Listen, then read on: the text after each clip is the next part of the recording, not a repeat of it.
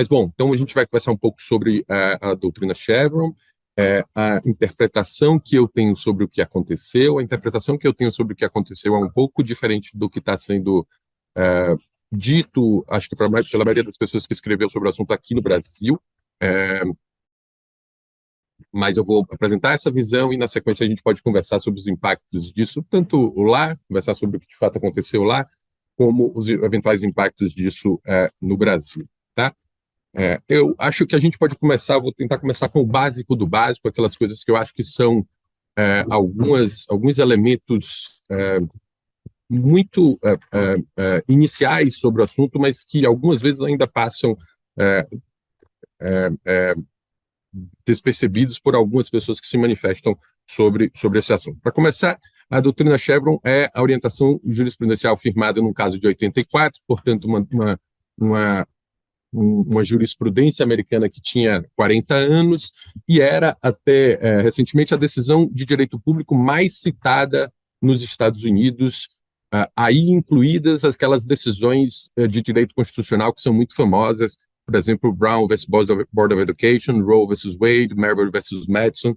Na verdade, se você somar as citações dessas três decisões, que são as decisões mais famosas do direito constitucional americano, se você somar elas três, ainda assim não dá o número de citações de Chevron, tal como foram contadas por Breyer em 2006. Tá? Então, era uma decisão extremamente conhecida, extremamente relevante do direito público americano e, portanto, o fato dela ter sido derrubada recentemente, pelo menos para o direito americano, é algo muito recente. Quando foi essa derrubada? Numa decisão do ano passado, de junho do ano passado, Loper Bright versus Raimondo. Teve um outro caso junto de Loper Bright, não lembro do nome, vocês lembram do nome específico?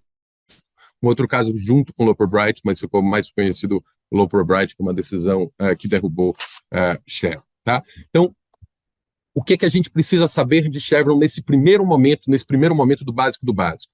É que é uma decisão que trata sobre intensidade do controle da administração pública e deferência. Esse conceito é o conceito fundamental de Chevron, que é o conceito de respeito do juiz que está controlando a administração pública para com a decisão administrativa que está sendo controlada. Deferência é o conceito-chave de Chevron. Mas aí começam as confusões, porque muita gente acha que o fato de ter sido derrubado Chevron significa que se derrubou a deferência no direito americano, e vocês vão ver que, pelo menos, essa não é a minha interpretação. Acho que isso está muito claro, inclusive, na decisão de Loper Bright. Tá? A deferência não caiu junto com Chevron, o que caiu foi um tipo de gatilho para a deferência judicial, é isso que a gente vai comentar aqui hoje. Nesse primeiro momento, basta ficar claro isso. Chevron é uma decisão sobre controle judicial da administração pública, sobre intensidade do controle judicial da administração pública, que é um conceito não muito conhecido no direito brasileiro, a intensidade do controle, e sobre deferência à administração. Deferir é respeitar, encarar com respeito aquela decisão que vem da administração pública que está sendo controlada. Tá? Vamos seguir, na sequência a gente vai aprofundar esses assuntos. De que trata a doutrina Chevron se você olha para o direito brasileiro? O que é o correspondente da doutrina Chevron? O que é o correspondente no direito brasileiro? Rigorosamente, Chevron não trata de casos de discricionariedade administrativa. Chevron trata de casos de conceitos jurídicos indeterminados e como controlar conceitos jurídicos indeterminados. É fato que alguma doutrina, alguns autores equiparam esses dois conceitos, mas, ao menos num ponto de vista ideal, esses conceitos podem ser separados. E, talvez mais importantemente, nos Estados Unidos, Chevron não se aplica ao que eles chamam de discretion, aos casos de administrative discretion, aos casos de discricionariedade administrativa. Nos casos americanos de discricionariedade administrativa, quando a administração tem, de fato, discricionariedade nos Estados Unidos, vão se aplicar outras doutrinas, vão se aplicar outras lições, outras decisões da Suprema Corte americana. Tá? Então, Chevron, é muito claro que nos Estados Unidos, quando você está tratando de discretion, se vocês forem para os cursos de direito administrativo americano, os casebooks de direito administrativo americano, vocês vão ver que Chevron é apresentado no que eles chamam de statutory construction, ou interpretação legislativa e não nos casos de discretion. A maioria dos casebooks vai separar, vai ter capítulos sobre discretion, como controlar discretion, como controlar discricionariedade, e vai ter outros capítulos sobre interpretação legislativa, interpretação de leis, e é nesses casos que se trata de Chevron. Tá? Statutory construction é o domínio de Chevron, diriam alguns autores americanos. Eu não vou aprofundar muito isso aqui, as diferenças entre discricionariedade e conceitos jurídicos administrativos, você encontra na doutrina administrativista, mas basicamente a estrutura normativa dos dois casos, de vinculação e discricionariedade e de conceitos jurídicos indeterminados, é diferente. Né? Nos casos de vinculação, o que você tem como estrutura normativa é algo que pode ser traduzido por se acontecer A, então você deve fazer B. Isso é vinculação. Tá? Nos casos de discricionariedade, a estrutura normativa clássica seria se acontecer A, a administração pode fazer B, C ou D. Portanto, ela pode escolher entre diferentes opções. Tá? Esses são os casos clássicos de vinculação e discricionariedade. Então, a gente tem aqui um caso clássico de vinculação, o licenciamento da construção será concedido, e aí tem todos os elementos, se aqueles elementos acontecerem, se aqueles requisitos forem cumpridos pelo sujeito que quer o licenciamento de construção, o licenciamento de construção deve ser concedido, não há discricionariedade da administração pública. No entanto, outras leis, outras normas trazem situações em que a administração pública pode ou não fazer algo, ou pode fazer diferentes algos. E nesses casos a gente tem classicamente o caso de discricionariedade. Então, por exemplo, é facultado ao poder público competente dar autorização de uso àquele que tal. Então, acontecidas aquelas coisas, se há, então a administração pública pode ou não, e aí temos a estrutura normativa da discricionariedade normalmente. Tá? Qual é a estrutura normativa dos conceitos jurídicos indeterminados? Conceitos jurídicos determinados normalmente podem aparecer mesmo em casos de estrutura normativa clássica de vinculação, mas os termos são indeterminados, os termos não são totalmente concretos, claros, o que aquilo significa. Então, ali você tem no artigo 62, em caso de relevância e urgência, o presidente da República pode adotar medidas provisórias com força de lei. Veja, aí a estrutura normativa é de vinculação. Se houver relevância e urgência, o presidente pode fazer isso. Aqui até o pode não, né? Porque o pode é discricionário. Mas nos casos específicos que está dito aqui, esses casos específicos sendo claros, eles é um conceito claro de vinculação no modo clássico. Se os conceitos forem jurídicos indeterminados, a gente tem um caso diferente de controle da administração pública. Então, quando se usam expressões como relevância e urgência, função social, ou aqui na lei antitrust, quando qualquer ato que de qualquer forma prejudicar a livre concorrência ou livre iniciativa, não é totalmente claro quando isso acontece, então se trata de conceitos jurídicos indeterminados também, ou a lei da Anvisa, quando envolva risco à saúde pública, todos esses são casos de conceitos jurídicos indeterminados. E isso é particularmente relevante porque, na maioria dos casos que vocês estão tratando hoje em dia, na prática, o que há é conceitos jurídicos indeterminados. Por quê? Porque foi ficando cada vez mais difícil para o legislador prever de antemão todos os casos que ele precisa aplicar a algo. Então, ele cria estruturas administrativas para gerenciar uma determinada lei e dar a ela conceitos jurídicos indeterminados sobre como ela deveria agir, em que casos e de que forma. Tá? Os conceitos jurídicos indeterminados, portanto, estão em todos os lados hoje no direito administrativo, estão em todos os lados, principalmente no direito da regulação. Portanto, saber como controlá-los é fundamental. Saber como controlá-los é fundamental. E saber como controlá-los é particularmente difícil porque se trata de um caso em que a lei não prefigurou antecipadamente o que o administrador público deveria fazer. E aí é preciso saber como o juiz vai se comportar nesses casos. O juiz vai querer ele mesmo interpretar aqueles conceitos jurídicos indeterminados e dizer se ele acha que deve agir de tal modo ou de tal modo, ou ele vai deferir, ele vai dar espaço à administração pública e respeitar aquela decisão que foi tomada pela administração pública. Isso tudo para dizer que os conceitos jurídicos indeterminados hoje estão por todos os lados no direito da regulação, e a questão de saber como controlar essas decisões administrativas tomadas com base em conceitos jurídicos indeterminados é a questão central de Chevron e a questão central que precisa ser enfrentada também no direito brasileiro. Tá? Então, é para essas questões que a gente precisa ouvir, ou pode ouvir o que foi feito no direito americano e pensar se faz sentido adotar aquela posição, outra posição, algumas posições diferentes sobre como controlar conceitos jurídicos indeterminados. Ainda nessa fase de discussões básicas, questões básicas, há quem discuta se é possível comparar o direito brasileiro com o direito americano, porque seriam direitos muito diferentes, etc., etc. Uma dica que eu daria para vocês é notar que toda vez que alguém disser que não dá para comparar um direito com outro, ele vai dizer coisas bem genéricas do tipo Estados Unidos é muito diferente, França é muito diferente, Inglaterra é muito diferente. Ele nunca vai dizer especificamente por que não dá para comparar uma coisa com outra. Porque, embora os Estados Unidos seja completamente diferente do que o Brasil, ou qualquer outro país seja completamente diferente do que o Brasil, algumas questões que precisam ser resolvidas pelos direitos são semelhantes. E, portanto, é interessante conhecer como outros direitos resolveram aquelas questões e você pode isolar questões específicas para saber como aquilo foi resolvido.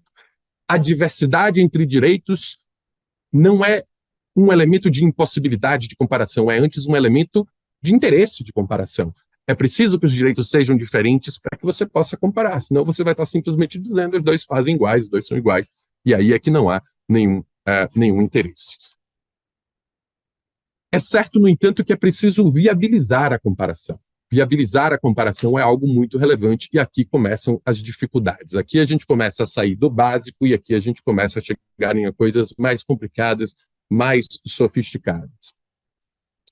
Uma forma útil de comparar diferentes estados, diferentes direitos, é criar estruturas intelectuais que permitam que estes direitos conversem, que as realidades sejam aproximadas.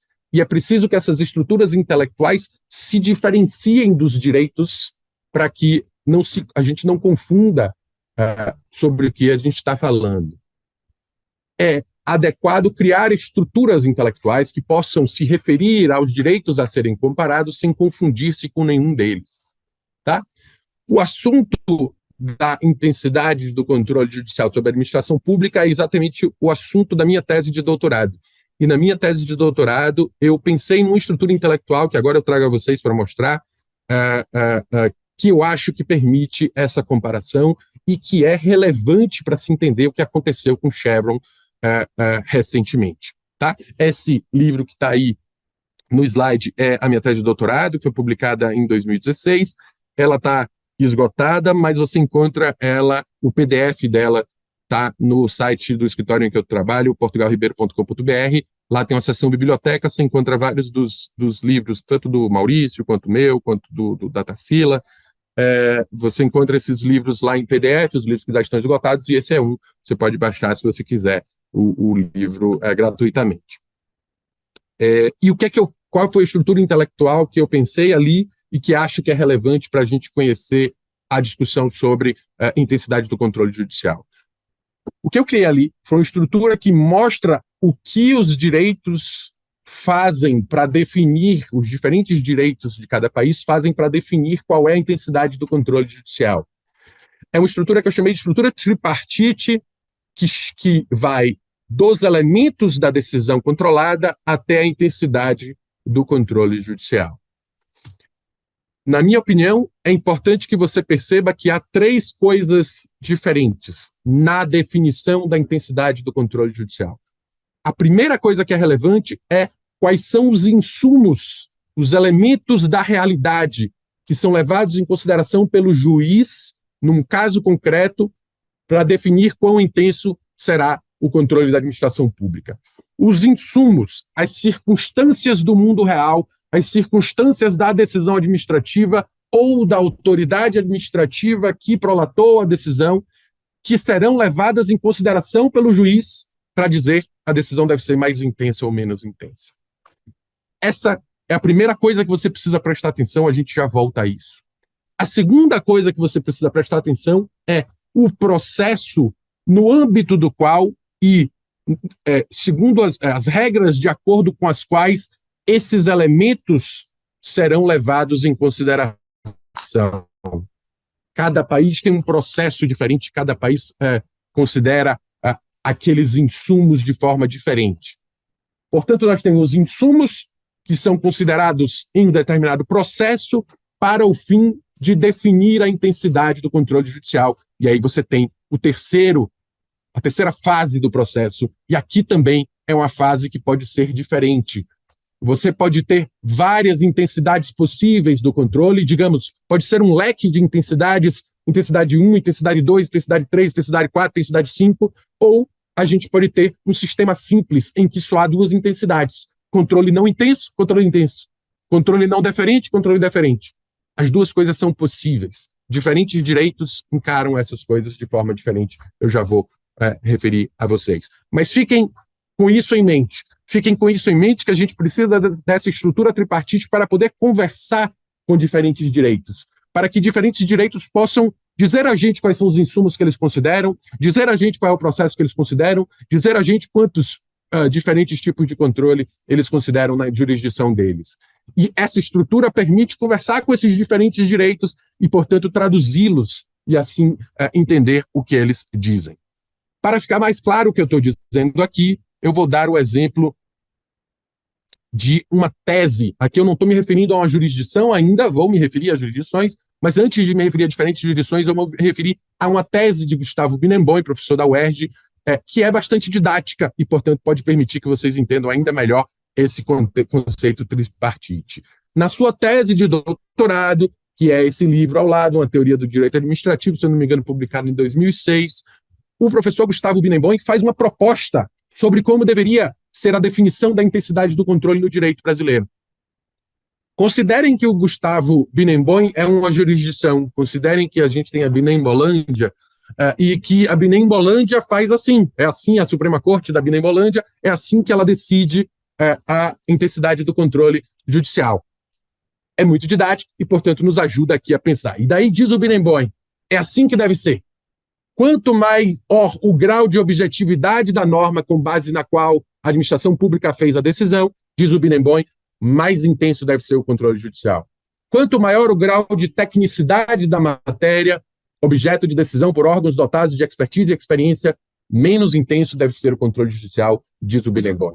Quanto maior o grau de politicidade da matéria, objeto da decisão por agente eleitoralmente legitimado, menos intenso deve ser o grau do controle judicial. Quanto maior o grau de efetiva participação social no processo de deliberação que resultou na decisão, menos intenso deve ser o grau de controle judicial. Quanto maior o grau de restrição imposto a direitos fundamentais, mais intenso deve ser o controle judicial. O que o Binemboim, o que a Suprema Corte da Binembolândia está fazendo aqui? Ele está dizendo a gente quais são os insumos que são relevantes para definir o controle judicial. Quais são os insumos que ele está considerando relevante? Grau de objetividade da norma, grau de tecnicidade da norma, grau de politicidade, grau de efetiva participação, grau de restrição imposto a direitos fundamentais. São esses os elementos que ele está dizendo que são relevantes. Note que, quando a Suprema Corte da Binembolândia diz que esses elementos são relevantes, ele está ao mesmo tempo dizendo que outros elementos não são relevantes. E há sempre outros elementos que poderiam ter sido considerados aqui. Quer um exemplo? Reputação. Reputação de uma agência é ou não relevante para fins de dar maior ou não deferência? Na tese do Binemboim, não é. Na tese do Binemboim, isso é irrelevante. E isso é importante a gente conhecer para saber que sempre quando uma Suprema Corte diz quais são os elementos que ele está dizendo que são relevantes para considerar, ele está dizendo também quais são os elementos que não são relevantes. Todos os outros não são relevantes. Certo? Então, o que o Binemboim aqui foi considerar alguns insumos e deixar outros de lado. Quer ver um outro elemento que o Binemboim deixou de lado? Quão coerente é aquela decisão daquela agência reguladora com as suas manifestações passadas? Não é relevante para o Binemboim, ele não colocou. Poderia ser um quinto elemento, um sexto elemento, sétimo elemento. Poderiam ser. Quanto mais coerente for com as decisões anteriores da própria agência, menor deve ser o controle. Ou, quanto maior for a reputação da agência considerada pelo juiz, menor deve ser o controle. Poderia ser, não foi. O Binemboim fez um corte do que ele considera relevante e deixou outras coisas de fora. Mas o Binemboim também criou um processo, certo? O Binemboim não apenas disse são relevantes objetividade, tecnicidade, politicidade, efetividade, tal. Ele disse essas coisas devem ser consideradas da seguinte forma. E aí ele criou um processo, segunda fase da minha estrutura tripartite, um processo no âmbito do qual aquelas coisas serão consideradas e como elas serão consideradas. E, de novo, o Bineboim, ao criar isso, ele disse o que deve ser feito, mas deixou algumas coisas de fora. O Bineboim não nos explicou, por exemplo, o que deve ser feito se a decisão é, ao mesmo tempo, técnica, mas tem implicações sobre direitos fundamentais. Então, por exemplo, uma decisão, digamos, uma decisão do CAD que implique dar sanções a cartel.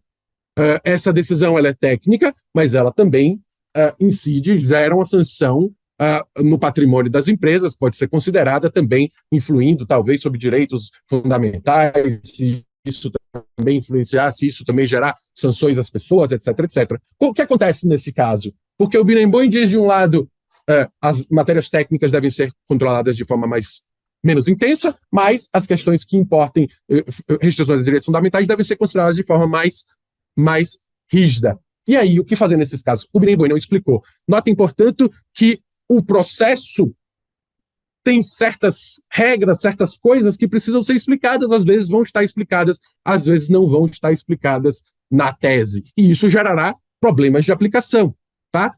Notem que eu estou criando terreno no âmbito do qual depois eu vou falar das teses concretas dos diversos países e que problemas elas criaram, inclusive Chevron.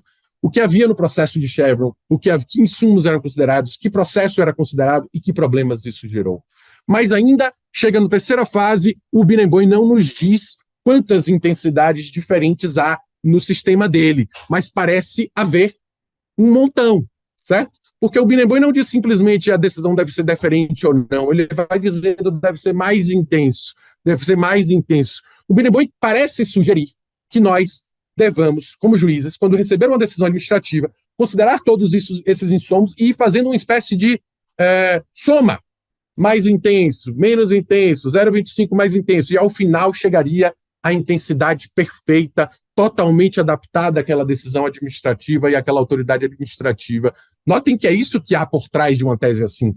Há uma intenção de sofisticação, uma intenção de criar uma intensidade que seja perfeitamente adaptada àquela decisão que foi tomada, tanto do ponto de vista dos elementos da decisão, como do ponto de vista dos elementos da autoridade que tomou aquela decisão. Há uma intenção de sofisticação quando você pensa em vários elementos, quando você pensa em vários tipos de intensidade. O que isso vai causar na prática? A gente já vai ver. Mas saibam que aqui também existe uma pretensão, no caso do Bineboim, de diferentes intensidades possíveis. E isso, veja, vocês podem olhar para o Bineboim, olhar para a tese do Bineboim e dizer isso aqui é uma sofisticação de um acadêmico, de um intelectual, isso nunca seria realidade, nenhuma jurisdição nunca faria isso, mas eu vou dizer a vocês que não é verdade. O direito canadense fez algo muito parecido com a tese do Bineboim, muito parecido. O direito canadense criou o chamado teste pragmático e funcional, que teve a sua formulação clássica criada já numa decisão de 88, chamada Push-Panathan. Em 88 se criaram as quatro fases do teste pragmático e funcional, que parecia muito com a tese do Bineboim. O teste pragmático e funcional criado pela Suprema Corte Canadense numa decisão de 88 dizia aos juízes canadenses, a partir de agora, toda vez que vocês receberem uma decisão administrativa para ser controlada, não passe já ao controle dessa decisão. Antes, passe pelo teste pragmático e funcional para decidir qual vai ser a intensidade do seu controle. E dizia lá, o teste pragmático e funcional, que o juiz deveria considerar a politicidade da matéria, que deveria considerar a expertise da autoridade administrativa, que deveria considerar se as decisões eram policêntricas, etc., etc. Considerava, portanto, uma série de elementos. E o juiz canadense deveria pensar em todos esses elementos para o fim de chegar a uma intensidade possível. Qual intensidade? Diziam os juízes. Quantas intensidades há? Diziam os juízes. E aí a Suprema Corte canadense resolveu. Primeiro disse, são dois. Ou é controle de correção, que é um controle forte, ou é um controle de razoabilidade. Duas. Beleza. Os juízes canadenses começaram a aplicar. Daqui a pouco, a Suprema Corte disse, melhor não. Vamos pensar em três intensidades diferentes. Razoabilidade, irrazoabilidade manifesta e correção. Então havia 3 níveis de controle. A Suprema Corte canadense foi mais e disse, olha, na verdade, depois de umas decisões, disse, na verdade, esses 3 pontos não devem ser considerados pontos fixos. Você deve considerar que existe todo um espectro de intensidades diferentes possíveis. Há decisões canadenses falando exatamente isso. Veja, é o último grau de sofisticação possível. Tem um monte de elementos para considerar, você vai considerar esses elementos de acordo com o processo e depois você vai chegar a uma infinidade de intensidades possíveis. O que a Suprema Corte esperava dos juízes canadenses é que o juiz canadense dissesse alguma coisa do tipo, de acordo com os elementos que eu ponderei para essa decisão, devo aplicar controle de intensidade 0,3. Mas aí outro surreal, não é? Pois é, justamente isso que os juízes canadenses disseram para a Suprema Corte. A gente não sabe o que você está mandando a gente fazer, a gente não entende nada, a gente não sabe, a gente não consegue pensar em diferentes níveis de intensidade. A gente consegue, no máximo, pensar em intensidade 1 ou 2, 0 ou 1, etc, etc. De tal modo que, depois de vários anos, 30 anos depois de Push-Panathan, na decisão John Smuir, 20 anos, aliás, em 2008, 20 anos, aliás, a Suprema Corte reformou todo o sistema. E reformou todo o sistema porque disse meu sistema é muito complicado, ninguém sabe aplicar na prática, os juízes estão totalmente perdidos. As decisões sobre controle judicial têm 8 páginas, 6 são para definir a intensidade do controle, 2 são para controlar a decisão administrativa. Isso não faz o menor sentido. Vamos embora, vamos fazer um sistema mais fácil. O que é que fez o Canadá lá? Simplificou o sistema dele, transformou as coisas em algo muito mais simples, binários. A gente já volta a isso. Tá? Só para você saber como o Canadá se comportava em relação àquelas 3 coisas. Como é que a França se comportava em relação, ou se comporta em relação às 3 coisas? De um modo muito simples. A França considera que tudo que está na norma é lei, e, portanto, pode ser interpretado pelo juiz. O juiz é o maior intérprete de leis, e se está na lei, o juiz pode interpretar. Então, o juiz, simplesmente, o juiz francês não faz, oficialmente ao menos, nenhuma deferência para a administração pública, inclusive para a autoridade antitrust. A autoridade antitrust decide no direito francês, essas decisões são controladas totalmente pelo Conselho de Estado. O Conselho de Estado refaz tudo. Refaz definição de mercado relevante, refaz barreiras de entrada, etc, etc, para poder chegar a qual é a conclusão. Refaz tudo. Por quê? Porque ele considera que está lá a lei dizendo que há tal, lei antitrust e coisa, então aquela lei ela pode ser interpretada pelo juiz como pode ser interpretada pela autoridade administrativa. Você vendo de fora isso, você vendo dos Estados Unidos e do Canadá, você pode dizer para a França, mas França, e o fato de que essa decisão foi tomada por pessoas experts naquele assunto, toda uma autoridade que você criou, que tem não sei quantas pessoas e tal. Não importa. O que é importante para mim é que está na lei, o juiz pode controlar. Aí chega um conselheiro de Estado, vai lá, refaz tudo e propõe aquela decisão, e os outros conselheiros de Estado dizem, beleza, vamos em frente. É isso que acontece na França. Na Itália, o que acontece na Itália? A Itália hesita entre algo mais sofisticado e algo menos sofisticado. Tá? Eles hesitam entre os dois. Eles tiveram momentos em que eles tentaram se sofisticar, os juízes de primeiro grau diziam isso aqui está uma bagunça, e eles voltaram a algo mais simples. Vocês já devem ter ouvido falar de um conceito italiano, discricionariedade técnica. Esse conceito foi criado exatamente para sair um pouco da dualidade de discricionariedade e vinculação. Por que esse conceito foi criado? Esse conceito foi criado em 99 na Itália. Para quê? Porque o Conselho de Estado italiano começava a receber decisões da autoridade antitrust italiana. Não sabia como controlar aquilo. Ficava fingindo que aquilo, mas aquilo é vinculação, estrutura de vinculação. Então eu tenho que controlar. Mas o Conselho de Estado não conseguia controlar. Então o que eles fizeram? Eles criaram um outro conceito, um conceito de discricionariedade técnica. Note, não é discricionário, porque a estrutura normativa daqueles atos não é de discricionário, mas também não é vinculação, porque tem conceitos jurídicos indeterminados. O que a Itália fez? Criou um terceiro modelo, discricionariedade técnica, para poder aplicar esses conceitos num controle diferente, para poder se aproximar um pouco do que vinha sendo feito nos Estados Unidos, no Canadá, etc. Até que esse conceito foi abandonado também pelo Conselho de Estado em 2004. Veja, discricionariedade técnica é um conceito que durou 5 anos na Itália e tem todo esse efeito no direito brasileiro. Tem muita gente que conversa sobre isso, que acha que isso ainda existe, que discricionariedade técnica é ótimo, etc. Bom, agora a gente volta para o direito americano, tá? Como era o direito americano pré-Chevron? antes de 84, como era o direito americano.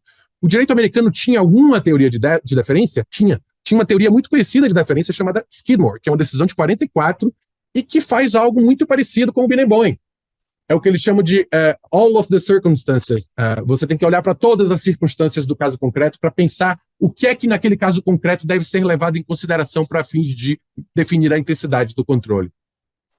Era assim, tá? Então você vê aqui a citação clássica de Skidmore, ele diz, o peso que o juiz dará para a decisão da autoridade administrativa, obrigado, Letícia, o peso que o juiz dará, ou seja, a deferência que o juiz dará à decisão administrativa, vai depender, no caso particular, de coisas como quão forte foram as evidências consideradas, quão válido é o raciocínio da autoridade administrativa, a consistência da autoridade administrativa com seus pronunciamentos anteriores. Então, note aqui o direito americano considerando algo no seu teste que o Biniboin não considerava. E aí o D, que abre completamente o leque e diz todos os fatores que podem conferir à decisão administrativa poder para persuadir, ainda que ela não tenha poder para controlar. O que é que Skidmore está dizendo? Skidmore está dizendo ao juiz que você deve considerar todos os elementos do caso concreto. Então, aí ele abre mais do que o Biniboin. Ele está dizendo, considere o que você quiser.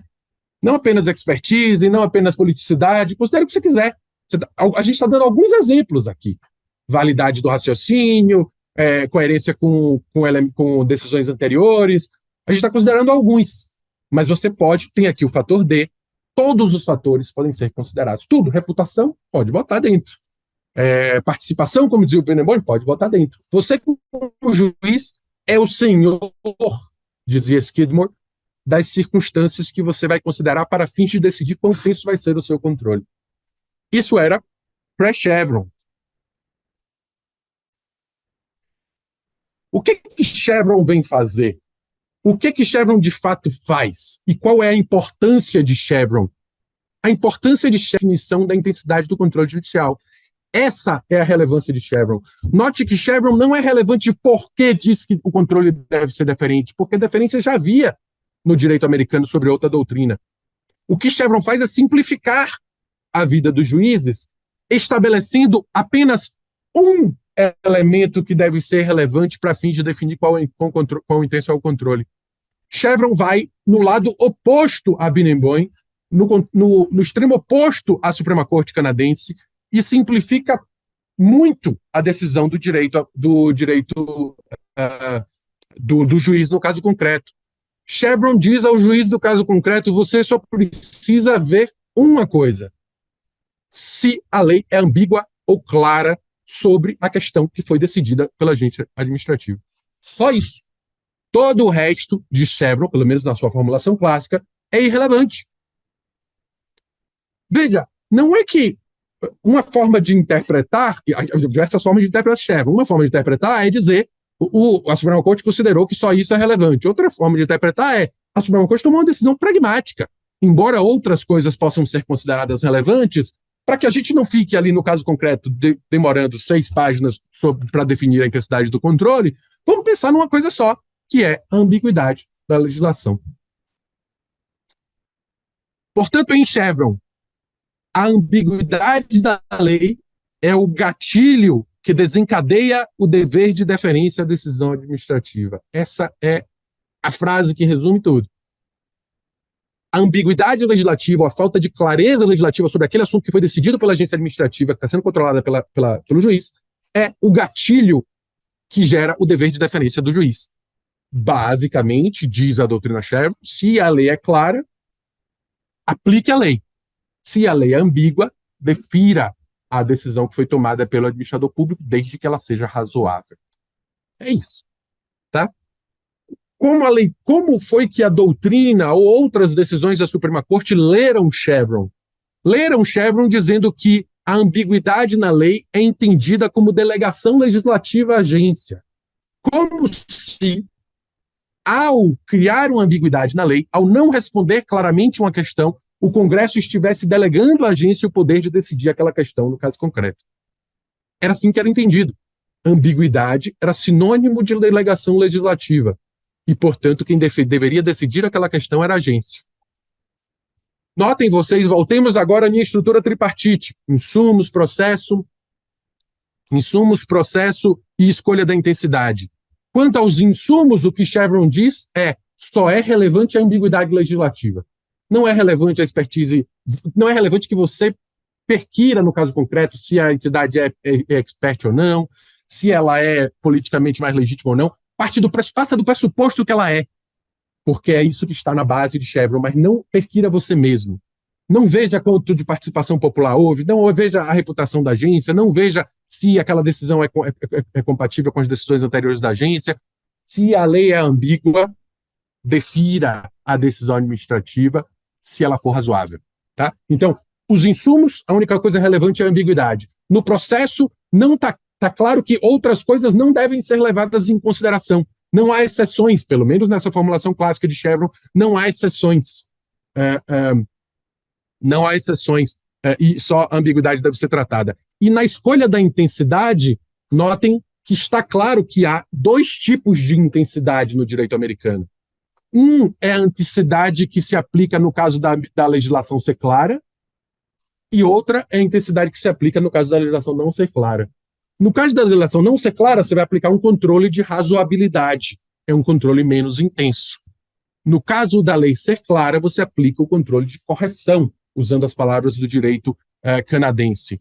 Note bem, é o que diz aqui a formulação clássica de Chevron, né? Olha lá, se a intenção do Congresso é clara, então esse é o fim da discussão, porque o tribunal, a corte, assim como a agência, deve dar efeito à intenção não ambígua, claramente expressada pelo Congresso. Então, essa é a primeira forma de controle. Aplicar claramente o que diz a lei, corrigir a decisão, dizer, não foi isso que disse a lei, eu corrijo essa decisão, e, portanto, é um controle intenso.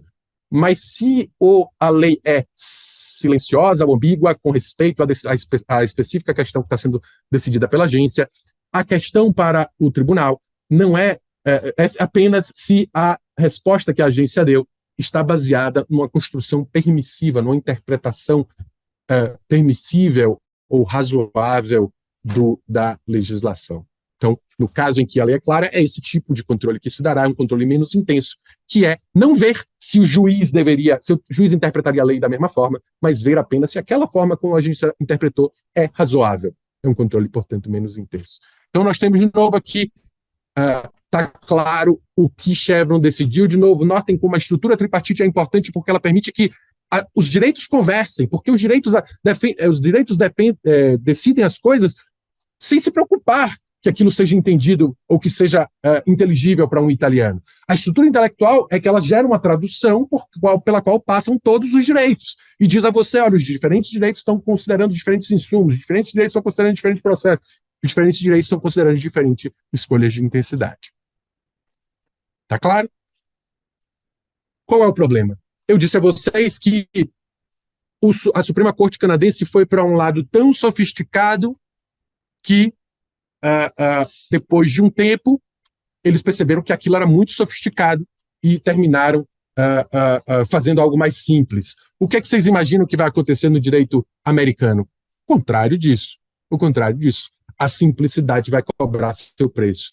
Em 2016, eu publiquei esse artigo chamado Entre o Prêt-à-Porter e a Alta Costura, procedimento de determinação da intensidade do controle judicial. A tese desse artigo era justamente essa, que existe uma tensão entre quão sofisticado será o procedimento de intensidade do controle judicial do direito comparado, que se assemelha muito à tensão existente entre o prêt-à-porter e a alta costura. Se você quer fazer algo extremo, no mundo da moda, né? Se você quer fazer algo muito sofisticado, como é a alta costura, ótimo, a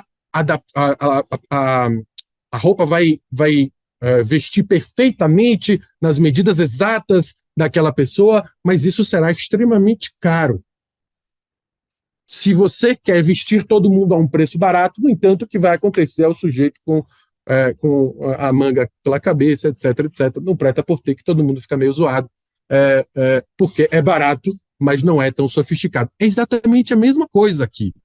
Se você quer uma intensidade perfeita para aquela decisão, E para aquela autoridade administrativa que tomou isso, você consegue, mas é custoso. Você vai fazer todos os juízes passarem horas e horas para chegar àquela decisão perfeita, que talvez não vale a pena. Se você, no entanto, quer fazer algo muito simples, provavelmente você vai ter decisões bem zoadas, como são zoados, talvez, as pessoas que usam, como eu, o prêt-à-porter. E esse meu artigo levava os exemplos do Canadá para mostrar como a sofisticação cobra seu preço, já tinha sido feita a reforma do Canadá, e mostra os exemplos da Itália e dos Estados Unidos para mostrar como a simplificação também cobra seu preço. Por quê? Porque naquela época, em 2016, já era claro que a simplicidade de Chevron não se sustentava no caso concreto, nos casos concretos. Já era claro aquilo. Por quê? Porque a Suprema Corte americana já começava a criar exceções a Chevron. Porque, veja, Chevron veio com aquela formulação toda simples, disse ao direito americano, é muito simples, juízes, recebam as decisões, vejam se é ambíguo ou não, aplique, tá beleza. Só que aí os juízes vão recebendo as decisões e vai parecendo a eles que aplicar Chevron no caso concreto vai ser bizarro. Porque existem alguns elementos que não são considerados por Chevron, mas que são muito relevantes. E aí o que a Suprema Corte faz? Ela começa a criar exceções a Chevron, como se um puxadinho a Chevron resolvesse a questão. E ela foi fazendo vários puxadinhos, aqui tem só alguns deles, mas vários puxadinhos ao longo da história para poder adaptar a Chevron a algumas coisas que eram muito bizarras. Assim como a Itália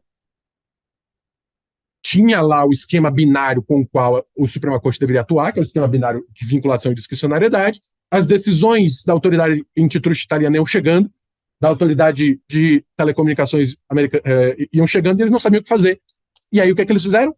Fizeram um puxadinho chamado discricionariedade técnica, para poder ficar um pouco mais complexo e poder abraçar melhor o mundo. Aqui também fez o direito americano, foi fazendo uns puxadinhos em Chevron, porque aplicar Chevron tal como o Chevron pretendia na sua formulação clássica não era sustentável. Aí chegou a decisão de Mead, que basicamente dizia depende de como a decisão é prolatada, se é um procedimento. Veja, Mead dá atenção ao procedimento, que é algo que não está em Chevron. Está na tese do Barenboim, está na tese da Suprema Corte, mas não está em Chevron. Aí Mead diz, olha, o procedimento também é importante. Se o procedimento que levou àquela decisão administrativa é um procedimento formal, aí a gente pode deferir. Se não for, melhor não. Mead faz isso. Swank, em 2001, vem falar sobre o fato de que algumas interpretações das agências podem violar competências federativas. E se isso acontecer, não tem como deferir. Tá? Isso não está, de novo, em Chevron, mas a gente começa a ver que precisa inserir em Chevron. Outra coisa, Major's Question Doctrine.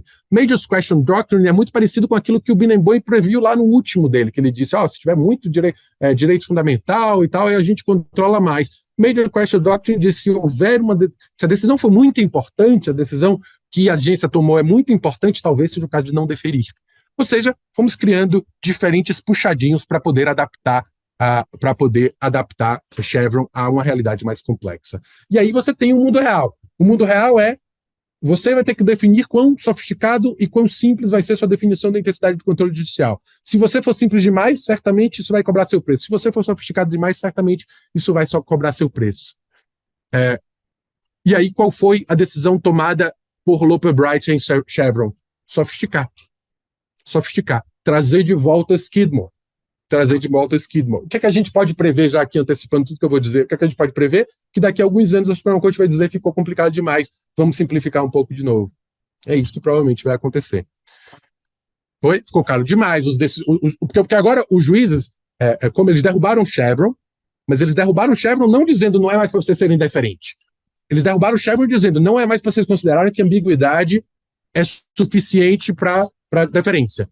E eles meio que tentaram reavivar Skidmore. Se você lê Loper Bright, eles estão lá dizendo, vamos voltar para Skidmore. Já existia deferência antes. Só que o que eles estão dizendo com Skidmore é, juízes, a partir de agora, em vez de você olhar para a ambiguidade, olhe para todas as circunstâncias do caso concreto. Provavelmente, juízes do caso concreto, juízes de primeira e segunda instância, vão começar a dizer, está complicado demais, eu não sei o que olhar, não sei o que não olhar, e eu preciso de alguma orientação maior. Provavelmente, a Suprema Corte vai fazer alguma alteração no futuro. Se você vir os escritos de Scalia, logo depois de Chevron, ele diz claramente que o que Chevron fazia era simplificar e que aquilo era muito bom.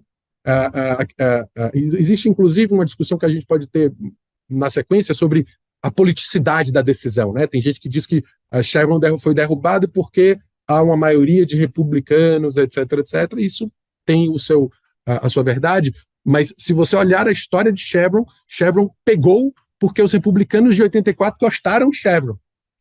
Um deles era Scalia. Chegando à Suprema Corte, aplicando um monte de Chevron, porque aquilo era maravilhoso.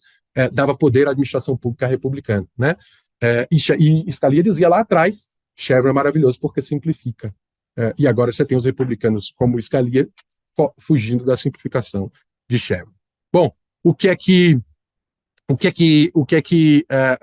a Loper Bright faz? Aqui tem algumas citações de Loper Bright para vocês verem. Chevron overruled, como é que a gente traduz exatamente overruled? Superado, passamos por cima, reformado, Chevron é reformado, né?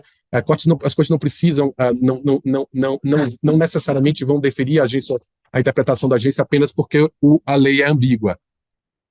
Razões para o abandono. Aí, se você ler Loper Bright, tem uma série de razões, mas que mostram claramente a revolta contra tudo que era o passado, né? Então, por exemplo, não deve definir a ambiguidade como suficiente para deferência. Aí eles falam alguma coisa como os framers sempre disseram que a interpretação de lei é o apropriado e peculiar província dos tribunais. São os tribunais. Veja como ele se aproxima da França nisso, né? Como a Suprema Corte Americana vai se aproximando da França. São os tribunais, são os juízes que devem fazer as interpretações da lei. Dizer que só porque é uma lei ambígua o juiz não pode controlar, que bizarrice é essa? O juiz é que sabe se a lei é ambígua ou não. Sempre voltando aos federalistas. Sempre voltando aos federalistas. Os republicanos adoram os federalistas, adoram, né, o originalismo. Então temos uma série de... aí tem uma ideia de que Chevron contraria o APA, justamente porque o APA diz também os juízes precisam ali estar decidir all relevant questions of law. E há uma coisa muito interessante. Aí eles falam aí, ó, de Skidmore, tá vendo? Estão trazendo Skidmore. E é muito interessante que tem uma hora que eles falam assim, não sei quem foi que disse que ambiguidade tem a ver com delegação legislativa. Ambiguidade, a maioria das vezes, é não intencional. E, de fato, ninguém diria que ambiguidade necessariamente é uma delegação, mas era uma ficção, de novo. Chevron tinha por dentro dela uma ficção de vamos considerar que toda vez que houver uma ambiguidade há uma delegação legislativa. Aí a Suprema Corte leva isso a sério e diz, quem disse que ambiguidade é delegação legislativa? Ambiguidade, na maioria das vezes, é não intencional. A ambiguidade existe porque o legislador não resolveu tudo lá. Aí, ó, many or perhaps most statutory ambiguities may be unintentional. Uma ambiguidade legislativa não necessariamente reflete a intenção do Congresso de que a agência e não a corte resolva a questão interpretativa. Sim, né? Tá claro, mas eles estão fingindo aí que é uma ficção. Perdão. O que eu fiz aqui? Posso fechar?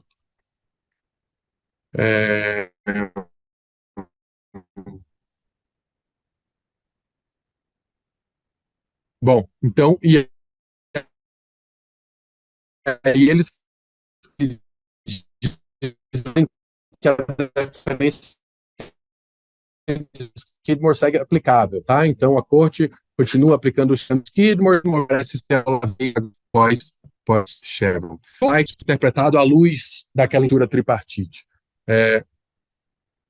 Já era para estar que a conexão está instável. Foi. Pronto. Como é que Loper Bright pode ser interpretado à luz da estrutura tripartite? Loper Bright diz que os insumos são quaisquer um, porque Loper Bright volta a Skidmore. Insumos são quaisquer um, processo. Processo é uma outra. Também não está claro como esses diferentes elementos devem ser considerados, como esses diferentes elementos devem ser sopesados, balanceados um contra o outro. E a mais, em alguns trechos de Loper Bright, a Suprema Corte sugere que ter apenas duas intensidades de controle é pouca coisa.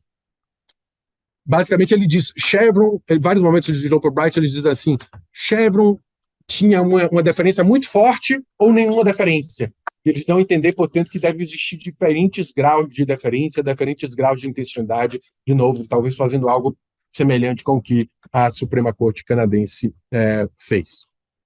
Pois bem, o que é que pode se esperar do direito administrativo dos Estados Unidos após o Loper Bright? Aqui eu vou chegando ao final.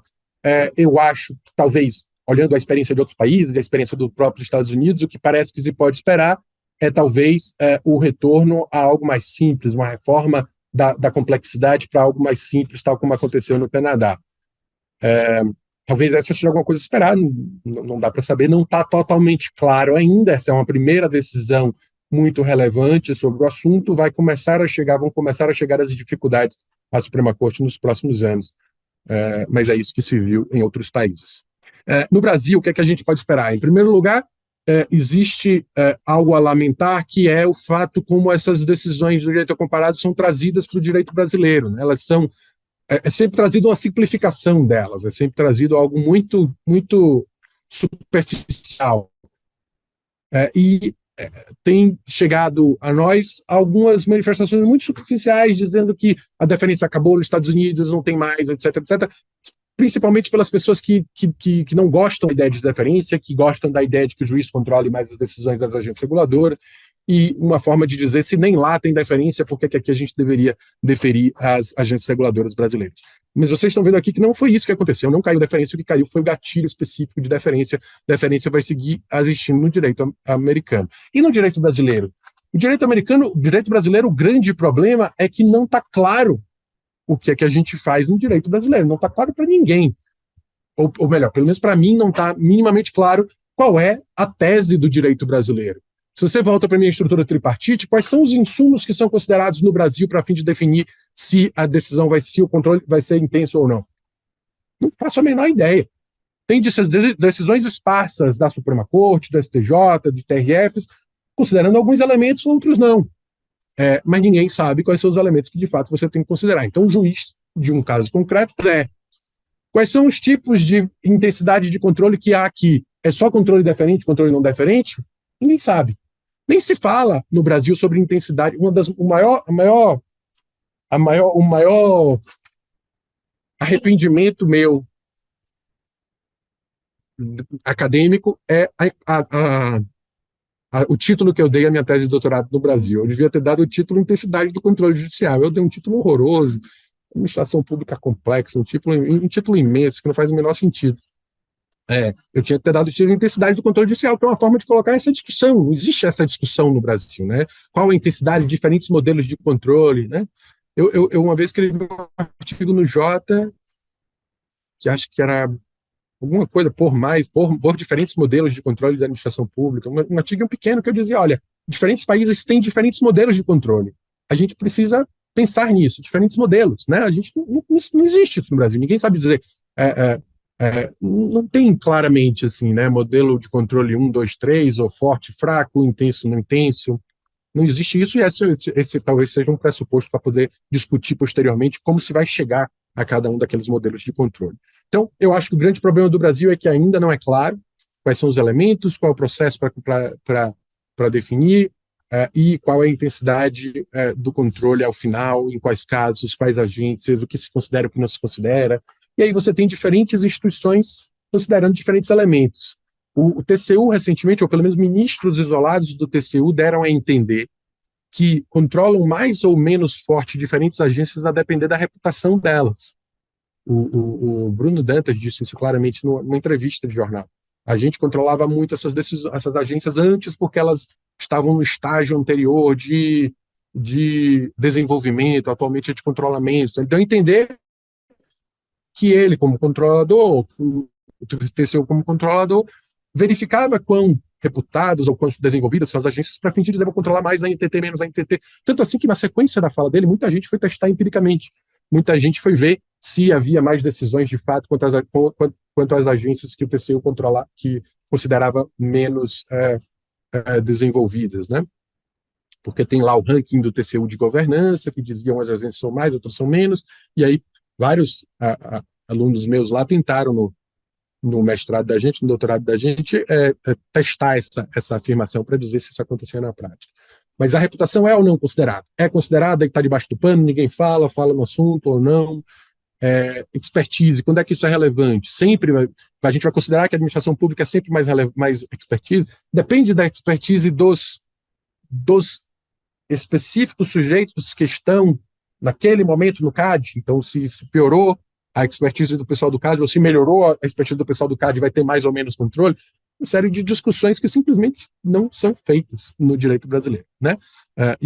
Ainda, acho que o assunto da deferência, acho que é um queridinho dos administrativistas, mas acho que fica mais na doutrina ou mais em decisões esparsas.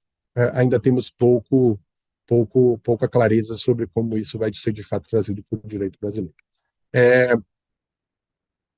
Mas acho que é isso, independentemente do fato de termos uma tese clara no direito brasileiro, vejam que essa questão é importante, né? É muito importante.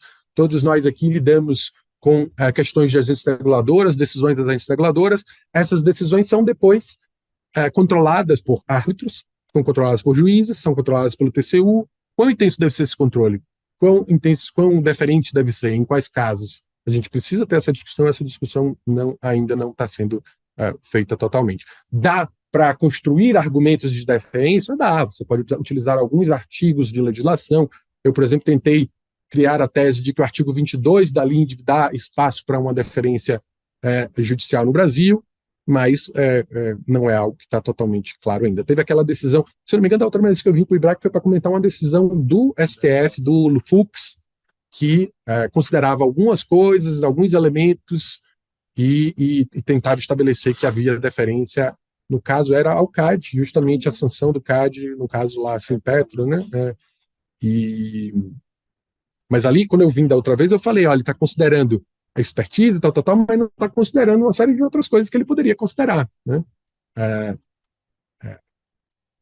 Enfim, fico à disposição de vocês aí para conversar sobre o assunto, discutir e pensar como é que a gente poderia aplicar, como é que a gente poderia desenvolver isso no direito brasileiro. Muito obrigado de novo pelo convite.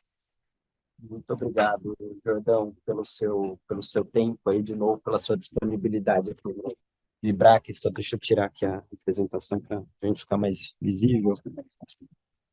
Então, exatamente isso, sempre me presta a mão.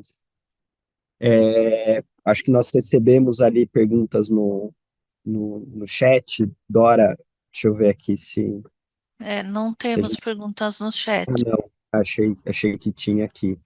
Mas, pessoal, fiquem à vontade aí para abusar do Jordão, mais do que nós já abusamos aí pelo convite. Deixa eu colocar aqui.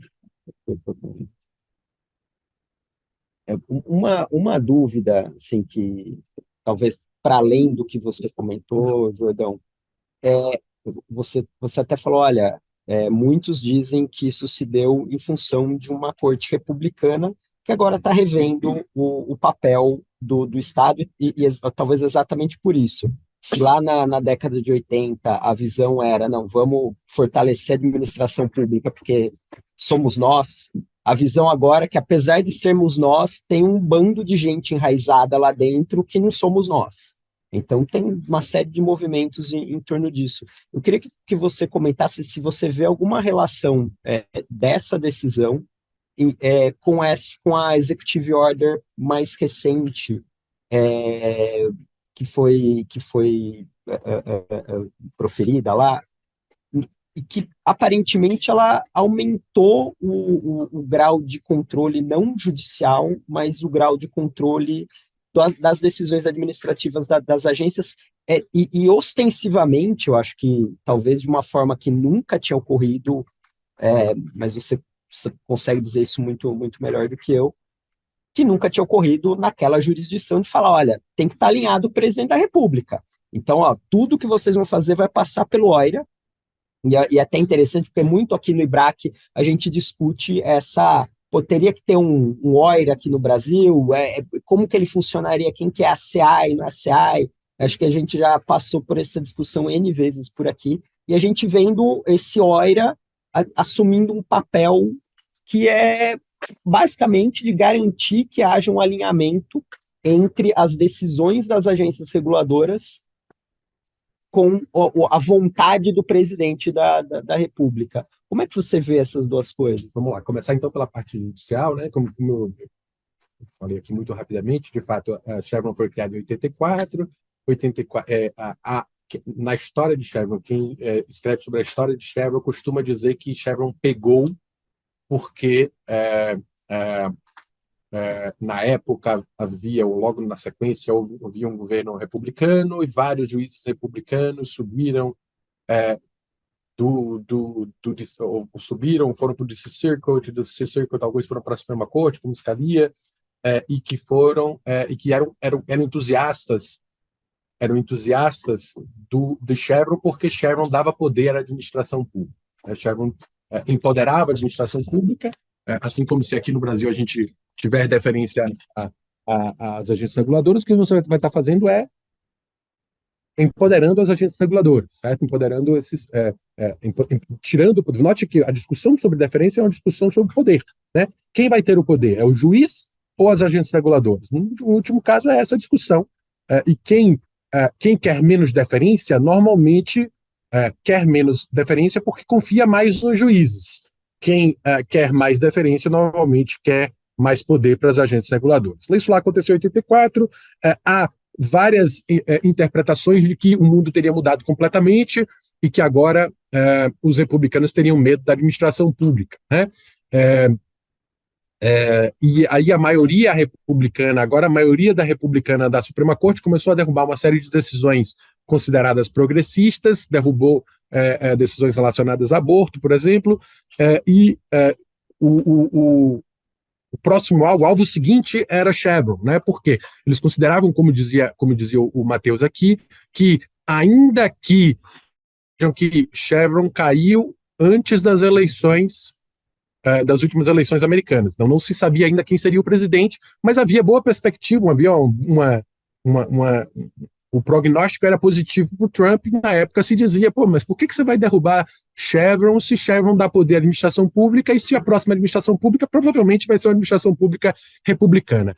E a resposta que alguns analistas davam era que a administração pública tem sempre um grande número de pessoas, o deep state, né, aquelas pessoas mais embaixo que são progressistas, que são sempre mais progressistas, que vão estar sempre lutando contra as indicações de uma administração pública republicana. Inclusive, um grande objeto de debate, de literatura atual no direito administrativo americano, é esse embate entre os chefes da administração pública republicana e esse deep state que reage, né, que ignora decisões da administração pública central, etc, etc. Esse é, aliás, o tema da minha aula de depois de amanhã com o professor de Harvard lá na FGV, o Matthew Stephenson vai estar lá e a gente vai estar falando exatamente sobre isso. Quais são os mecanismos de resistência do Deep State, como o Trump está fazendo para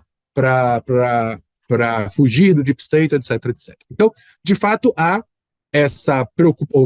analistas que dizem que há essa preocupação dos republicanos com a resistência interna da administração pública e, portanto, há uma série de medidas voltadas a retomar o controle para a administração central ou para juízes, né? Tirar o poder da administração pública. Tanto a Executive Order que você menciona como Chevron podem ser entendidas nesse contexto. Ambas querem tirar poder da burocracia. Ambos querem tirar poder daquelas pessoas que estão trabalhando no Estado, ou são técnicos do Estado, e querem levar o poder para outras pessoas. Alguns dizem para os juízes, no caso de Chevron, porque os juízes seriam mais conservadores, seriam mais republicanos, ou, no caso da Executive Order, levando mais poder ao presidente, né? Qual é o ponto mais surpreendente da Executive Order, né? O ponto mais surpreendente da Executive Order é que a OIRA faz basicamente e principalmente um controle sobre as agências reguladoras não independentes. Então, que a OIRA faça algum controle do que dizem as agências não independentes, que são muitas, né? Agências nos Estados Unidos têm esse sentido de quase como secretarias ou ministérios, né?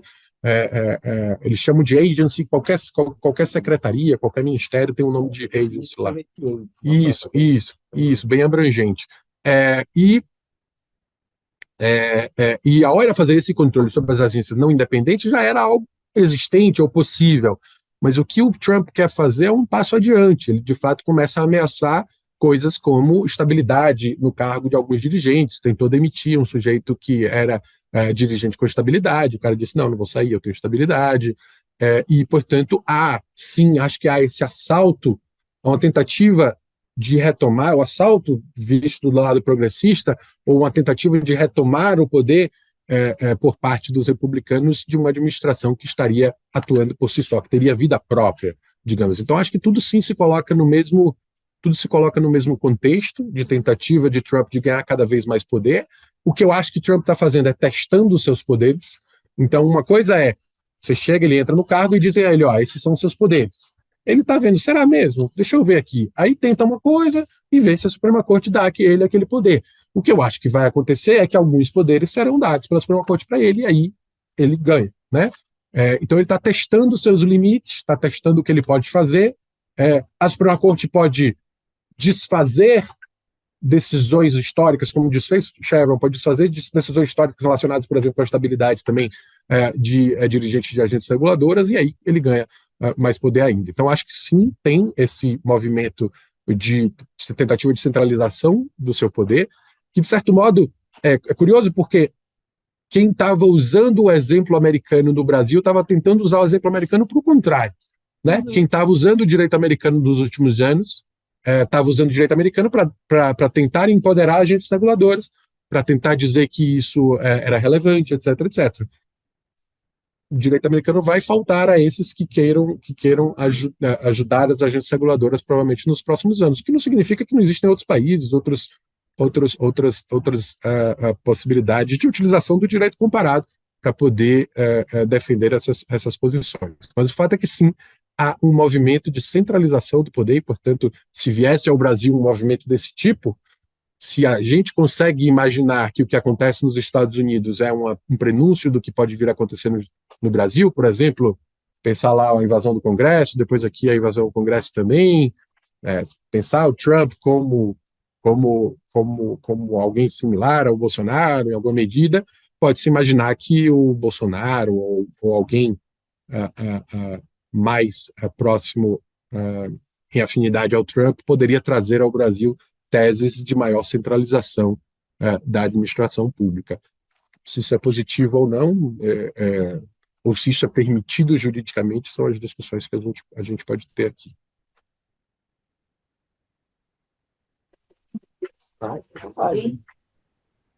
Não, eu vou puxar um pouco aqui para o meu lado. Primeiro, parabéns pela exposição, obrigada por ter vindo aqui. Eu sou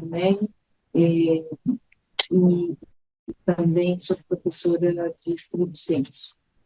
E nessa discussão, a gente estamos nesse momento muito diferente, a gente fica olhando para essa parte do desenho de arte que se quer colocar no Brasil. Isso que eu vou puxar um pouco para isso. O PL que foi aprovado no final de dezembro, no Senado, que agora segue para os deputados, ele criou um desenho de um Sistema Nacional de Regulação e Governança de Arte, que ele chama de CIA.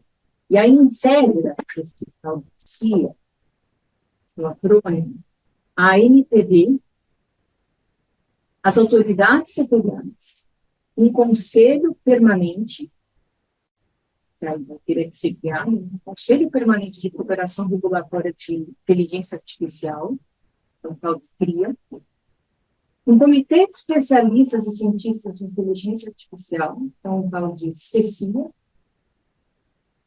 tudo aí sob o comando da ANPD. A minha pergunta é dentro da sua vivência, da sua leitura, isso parece, porque eu não sou administrativista, e na leitura de um administrativista eu olho isso e me parece que querem complicar algo onde a gente vai conseguir pensar as questões do Brasil, que são gigantes, né? A gente tecnologia que é não só a regulação quanto o indivíduo que usa pelos direitos fundamentais, que também é importante. Então, essa configuração é uma pergunta. A segunda, eu ocupo uma das cadeiras do Conselho Nacional de Cibersegurança hoje. E, como já publicamente foi divulgado, uma das nossas tarefas dessa publicação do grupo é definir qual o melhor modelo administrativo para isso ser regulado. De novo, tanto IA quanto cibersegurança.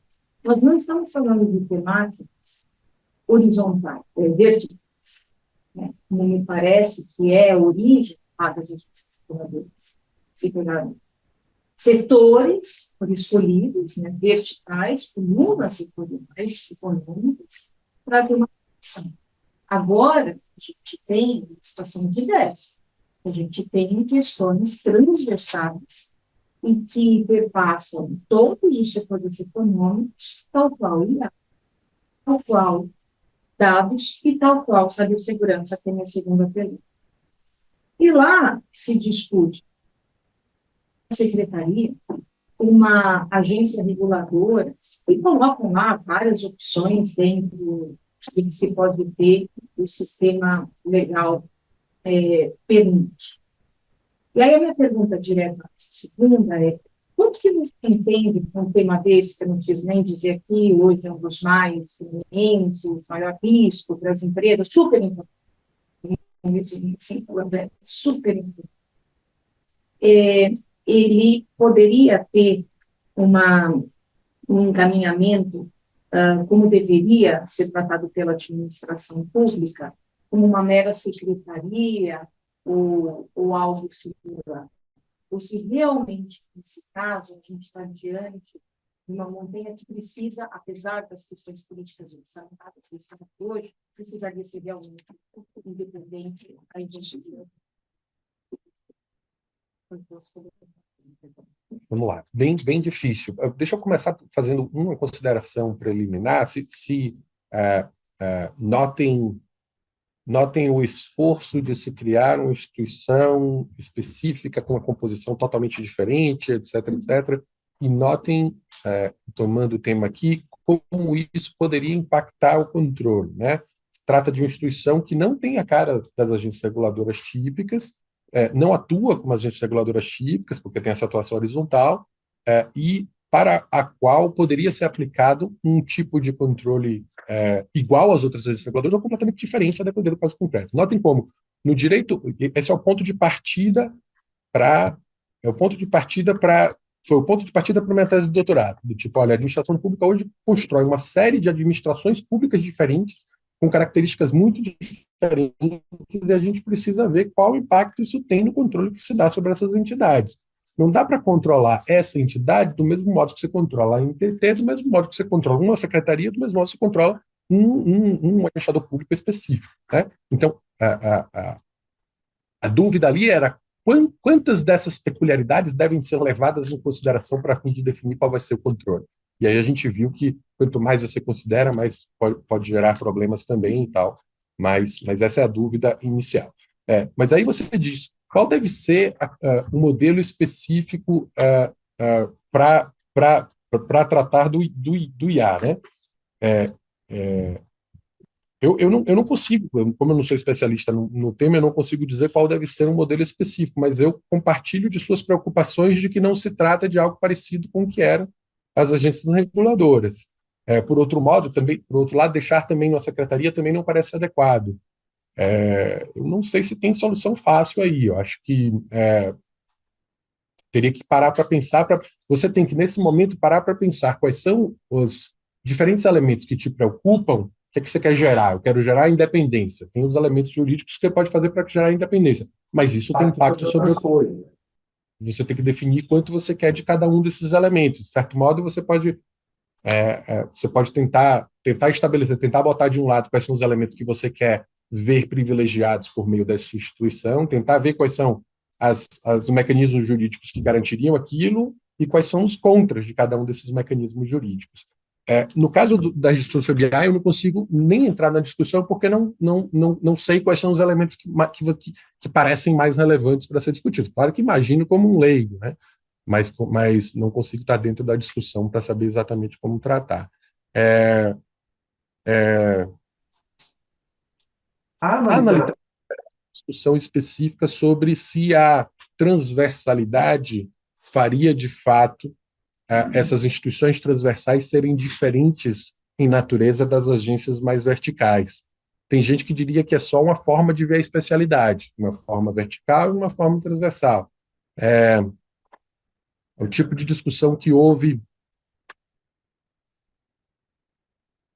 no Brasil lá no final da década de 90, quando se começou a discutir quem deveria decidir as questões relacionadas com concentração no mercado financeiro.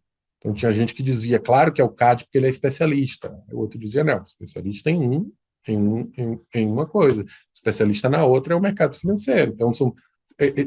Então, essa discussão existe na literatura sobre se diferentes especialidades, por mais que verticais ou transversais, elas não deveriam ser tratadas de mesma forma para fins de definir que se precisa de uma autoridade independente. Talvez seja preciso, talvez seja possível que a expertise, apesar de horizontal, gere uma expertise específica que possa ser concentrada numa autoridade específica. Mas eu realmente não estou tão dentro da discussão sobre inteligência artificial a ponto de poder contribuir sobre como deveria ser o modelo de instituição aí.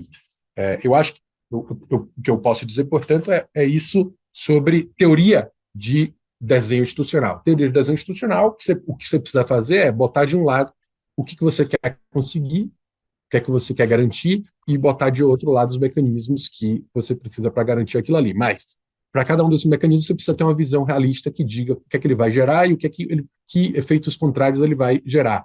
Então, por exemplo, no caso das agências reguladoras nacionais, federais, existe uma série de... O que se queria criar era uma independência da política, e para isso se gerou, por exemplo, todos os diretores que têm mandatos, etc., etc. Mas isso tem uma série de efeitos negativos também que precisavam ser levados em consideração, que foram levados em consideração para esse modelo. No caso da IA, eu não sei se eu posso contribuir. Diga, tá? Eduardo, eu entendi muito bem assim, esse seu ponto sobre que todos os sistemas são comparáveis, que o fato de serem matrizes diferentes não são justificativa para não comparar. Mas, assim, quando a gente vai olhar os dois sistemas, né, você tem no seu trabalho tanto países que são de tradição romano-germânica quanto o pessoal da Common Law. E uma das coisas assim, que me chama a atenção nessa discussão é que nessas duas matrizes, o sistema de freios e contrapesos e o papel do judiciário enquanto formador do direito, ele é muito mais proeminente nos países de tradição como o law, ainda que hoje os Estados Unidos sejam muito mais híbrido do que propriamente, do que na gente, né? A gente tem uma visão muito assim, básica de que, em teoria, o judiciário não cria direito, né? Ele interpreta uma coisa que está dada. Na sua pesquisa, você acha que essas matrizes têm uma diferença importante na hora de explicar a revisão ou não do ato administrativo pelo judiciário, ou as coisas já estão tão híbridas, né? Seja por uma aproximação do sistema americano,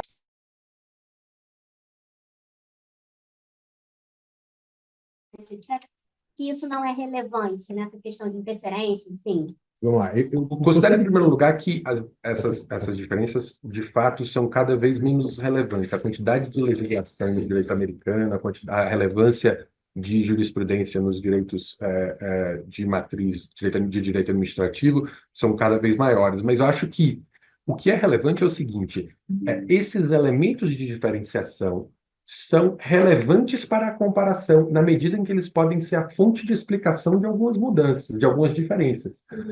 O que eu acho é que não é impossível comparar o direito brasileiro ao americano, e, às vezes, a explicação da diferença do direito americano para o direito brasileiro estará justamente nessa diferença de matriz específica. Então, esses elementos, o que me parece é que esses elementos não são impossibilitadores da comparação, eles são antes elementos essenciais para a comparação, inclusive podem ser a explicação da diferença. No caso da minha tese de doutorado, no último capítulo da tese de doutorado, no momento em que já está claro, na minha tese de doutorado eu estudei justamente os países que eu trouxe aqui: Canadá, Estados Unidos, França e Itália.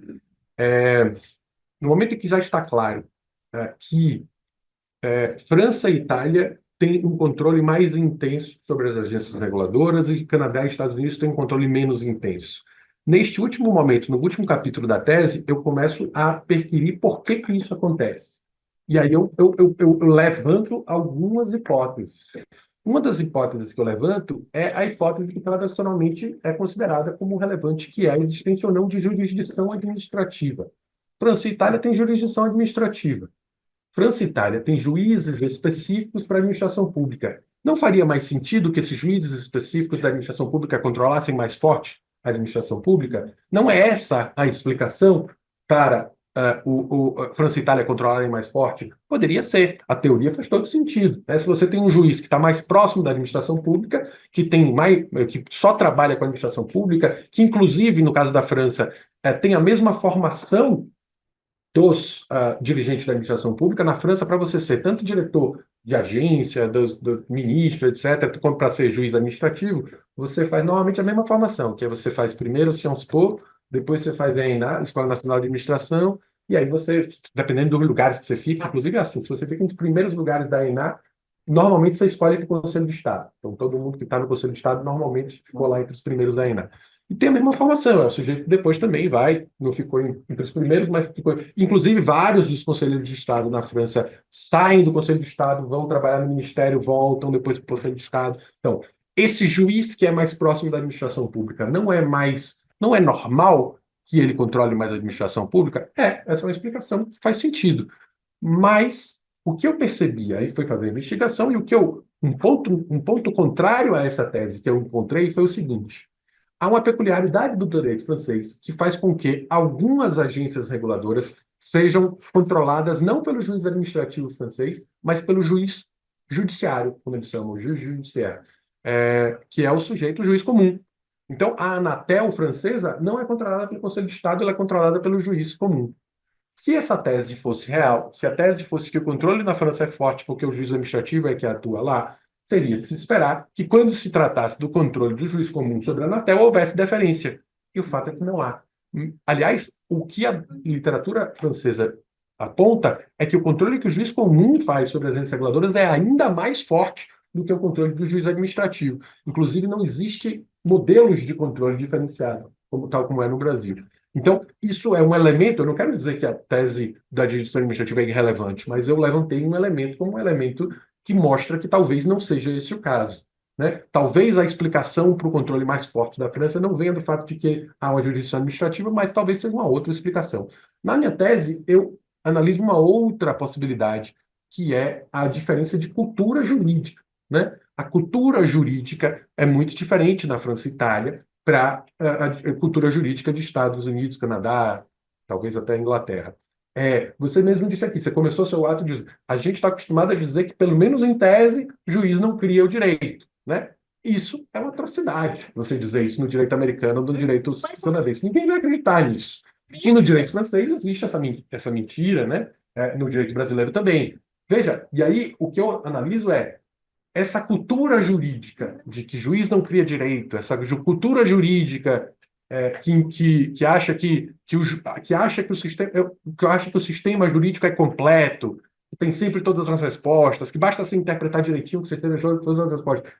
Esse é um sistema que empodera o juiz e empodera o jurista. Eu publiquei um outro artigo no Jota chamado As Mentiras que os Administrativistas Contam. Era para ser uma brincadeira com o livro lá do Fernando Veríssimo, né, As Mentiras que os Homens Contam, para dizer que a gente considera uma série de ficções jurídicas como essa, né? A gente aprende no início da faculdade que o sistema jurídico é coerente, fechado. Grande bobagem. O que o sistema jurídico não tem é coerência, né? Totalmente uma confusão, um monte de lei apontando de lado e contrário. E aí, dizer que ele é coerente serve a empoderar o sujeito que vai fazer a interpretação. Porque o sujeito vai poder dizer, não. Você está pensando que é incoerente, mas se você interpretar aqui direitinho, aí você vai ver a coerência. Peraí, pega aqui o princípio da dignidade humana, ó, e dá essa resposta, que é a resposta que eu quero. Essa é a resposta certa, sistemática. Isso não faz sentido. Isso é bom para jurista, para a gente dar parecer, né? E dizer, ó, se você lê direitinho dá certo, é bom para juiz, mas não é bom, talvez não seja bom para o Brasil, porque aí você bota um monte de poder na mão de quem tem formação jurídica. para a gente é ótimo, a gente ganha um monte de dinheiro. Mas será que é bom para o país? Essas decisões sobre essas coisas estejam sendo tomadas por nós? Então, e aí eu faço essa possibilidade, eu levanto essa hipótese, ó, um Estado, um país em que o realismo jurídico, principalmente, tem maior impacto na formação jurídica, pode ser mais cético quanto aos poderes dos juízes.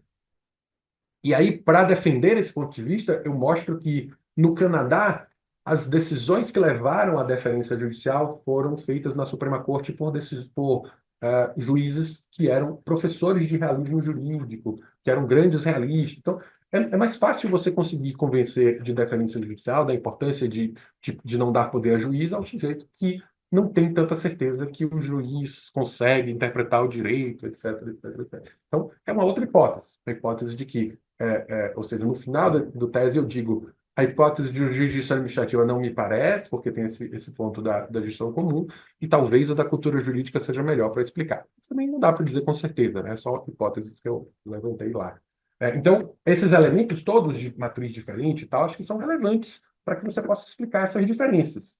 Mas eles não impedem, na minha opinião, não impedem a comparação. Eu acho que torna a comparação mais interessante, né?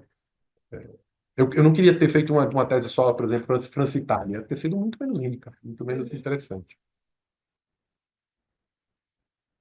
Não, primeiro, parabéns pela exposição, Jordão. Acho que foi super didático, um tema bastante complexo, acho que super claro. E, enfim, a gente enxerga muita aplicação de tudo isso que você falou, né, na nossa realidade também. Você trouxe um comentário e eu queria só dividir também uma experiência que a gente tem aqui no Observatório da Regulação, né? Você falou que no Brasil a gente não tem um modelo único, né, de controle. A gente mistura uma série de coisas, muitas vezes, enfim, sem nenhum tipo de parâmetro e nem uma alusão expressa dos órgãos julgadores e de controle em relação a qualquer tipo de teoria, né? Porque às vezes é mais casuístico e, enfim, aleatório. Aqui no comitê, a gente tem o Observatório da Regulação, que é um grupo de pesquisas que a gente, enfim, a cada edição, que a gente chama, né, a gente traz um enfoque específico. E o objetivo é justamente fazer uma avaliação empírica do comportamento das agências reguladoras federais aqui no Brasil em relação a alguma temática. Na primeira edição do trabalho do Observatório, a gente olhou para a Lei Federal de Agências Reguladoras, para tentar traçar um diagnóstico de como as agências estavam se comportando em relação aos variados eixos estabelecidos pela lei, né? Então, em relação a aspectos institucionais, em relação a processo normativo, em relação à participação popular, uma série de coisas. E a gente viu que a lei ela teve o esforço de uniformizar uma série de práticas, né? Então, de análise de impacto regulatório, audiência e consulta pública, prazos, motivação em decisões, etc. O que foi positivo e, de fato, acho que trouxe algum tipo de avanço, pelo que a gente coloca lá no resultado da pesquisa, mas, mesmo assim, a gente continua vendo que, mesmo existindo uma lei federal, as práticas são muito plurais, né? E, mais recentemente, a gente está numa etapa já de conclusão aqui de uma nova edição desse trabalho do Observatório, que é focado em processos sancionadores das agências reguladoras. Inclusive, está com ele. Você nos dará a honra do prefácio. Exatamente. Então, assim, e aí esse trabalho também, né? A gente olhou para processos sancionadores e sanções e os grupos, né? O pessoal que participou, cada um deles se focou na análise de uma agência específica, a partir de uma metodologia pré-estabelecida para coletar os dados relevantes de cada setor. E a gente vê a mesma coisa, assim, também nessa segunda etapa da pesquisa, né? As práticas são as mais diversas. Então, você vai para a parte de regulação responsiva. Você não pode falar assim, no Brasil se tem isso de regulação responsiva. Não. Cada setor tem uma prática, tem muitas experiências super legais em alguns setores, tem outros que, enfim, às vezes nem são percebidas, né, de uma forma mais macro, quando a gente estuda a regulação. Outras agências estão no estágio super incipiente, né? Então, assim, a gente não tem nenhum tipo de padronização em relação aos mais variados aspectos que permeiam a atividade regulatória no país. Então, assim, esse problema que você mencionou, né, de que no controle judicial a gente não tem um modelo único, parece ser uma questão muito cultural até do Brasil, né, em relação aos mais variados aspectos e temáticos quando a gente olha para o funcionamento da administração pública. E aí eu queria, enfim, saber da sua opinião, assim, por tudo que você já pesquisou, o quão desejável é isso, né? Assim, será que não valeria a pena a gente ter um esforço maior no sentido de uniformizar as práticas para se ter um pouco mais de eficiência, ainda que todos os modelos tenham prós e contras, né? Assim, acho que não tem um modelo matador perfeito que vai funcionar para todos os casos. Mas, assim, essa situação que a gente vive hoje, ela se justifica? Tipo, existem tantas particularidades assim que não façam com que valeria a pena, sei lá, o CNJ estabelecer diretrizes a serem consideradas pelos juízes, pensando aqui na realidade do controle judicial, não sei. Só pegando um ganchinho na pergunta da Letícia, até porque mesmo lá você tem o APA, ele dá um parâmetro mínimo, mas tem uma lei dizendo, olha, você tem que considerar esses elementos aqui. Aqui a nossa lei de processo não fala, nada fala, né? Então... Interessante. Continuar jogando a bola. E você acha que isso deve vir por uma decisão judicial ou por uma lei, uma norma, algum tipo de coisa? Porque eu acho que essa mesma tensão, angústia, em parte motivou a reforma da LINDB. Eu acho que a LINDB, nas mudanças para a segurança jurídica, endereçou uma parte dessas angústias. E será que esse é o caminho ou um caminho melhor é, por exemplo, por decisão judicial? Ou se for decisão judicial, será algo que sempre fica instável, como a gente viu nos Estados Unidos, que é algo que vigiou por muito tempo, uma hora pode cair, talvez por motivos não controlados. Tá, vamos lá. Vocês gostam muito de perguntas fáceis, né? Acho que a primeira coisa que é importante dizer é o seguinte: eu acho muito salutar que hoje em dia existe um enorme esforço de muita gente em fazer pesquisas empíricas que revelem realidades desse tipo. Porque a minha intuição é que não é que antes era diferente, mas que é que antes havia um véu de ignorância e sobre quão divergentes eram as coisas, enquanto os direitos administrativos diferentes existiam no Brasil. Então, para mim, para começar, talvez revertendo um pouco a questão, é muito interessante que hoje em dia tem esforço de diferentes instituições, né? Tem aqui do IBRAC, tem da gente na FGV, a gente tem um projeto lá chamado Regulação em Números, que também tenta fazer pesquisas empíricas com as agências. A Natasha fez uma, não sei se você estava nessa parte de agência de análise de impacto regulatório, você estava nessa? E tenta ver, levantou todas as análises de impacto regulatório que foram feitas por todas as agências, e ele viu o que de fato eles fazem, quantas vezes eles fazem. Nossa, sai tanta coisa assim que você não consegue imaginar. Tipo, eu conversando com a Natasha, eu me dizendo, mas é isso que é a análise de impacto regulatório para eles? Ela é isso que é a análise de impacto regulatório. Que é basicamente assim, nada. Análise de impacto regulatório pode ser isso, pode ser essa outra coisa? Não. Acho que devia ser isso, analisou o impacto regulatório. Não tem aqueles estudos que você vai ver na teoria americana, você vê que tem a análise dos custos e benefícios de cada uma das hipóteses e tal. Enfim. Então, revelar essa realidade para mim é muito importante, muito interessante, e é bom que a gente esteja fazendo isso, e isso ajuda, de certo modo, a terminar com esse romantismo de que o direito é claro, é óbvio, é coerente, que faz com que a gente ignore completamente o direito nacional. Então, só de ter esses estudos e revelar essas realidades, eu acho isso muito positivo. Se a realidade é caótica, é bom que a gente saiba que ela é caótica. Tá? Isso não significa, e aí eu parto para a sua pergunta, que a gente necessariamente queira que ela continue caótica. Então, é importante algum esforço de uniformização? É importante algum esforço de uniformização, mas aí, de novo, talvez entre em peculiaridade de cada agência, de cada setor, que talvez me faltem, assim, em geral, para que eu possa dizer quais são esses aspectos que podem ser completamente uniformizados sem problemas e quais são os que não são. Eu acho que veja que isso que você mencionou sobre diferentes realidades de diferentes agências